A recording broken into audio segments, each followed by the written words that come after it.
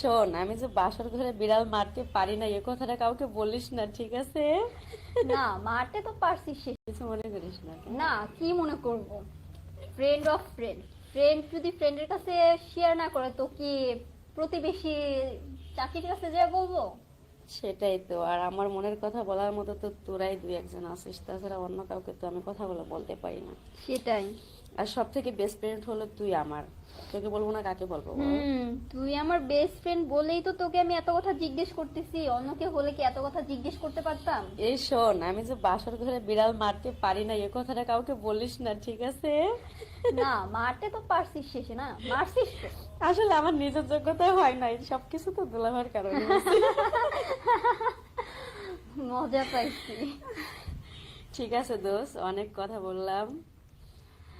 তো তোদের যাই পরিবারের হোক, সবাই তো ভালো আছে, তাই না? হ্যাঁ মোটামুটি সবাই ভালো আছে। ভাইয়া শোন না, কোথায় রে? সময় করে একদিন আয়, আসে আমার বাসা থেকে বেড়াই যা। দেখি যাবো। ভাইয়া কোথায়? তোর ভাই তো এখন অফিসে আছে, বাসায় আমি একা আছি, যার কারণে তোর সাথে একটু প্রীতির আলাপ করলাম। ও আচ্ছা, ভাইয়া অফিসে না, বাসায় কেউ নাই? না, এখন আপাতত বাসায় কেউ নেই, আমি একাই আছি। এই আচ্ছা, তোর কি কোনো দেওর আছে? লাইন টেন মারা যাইবো?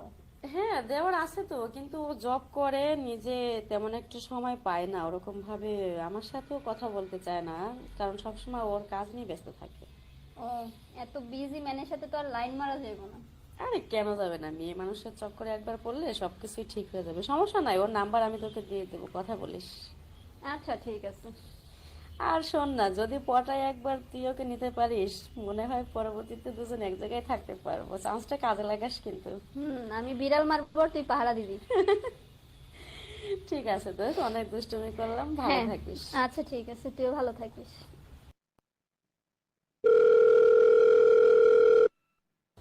হ্যালো। হ্যাঁ তিশা, কেমন আছিস? এই তো ভালো আছি, তুই কেমন আছিস? আলহামদুলিল্লাহ ভালো আছি। কি ব্যাপার, ইদানিং খোঁজ খবর নিচ্ছিস না, কেমন জানি হয়ে গেছিস।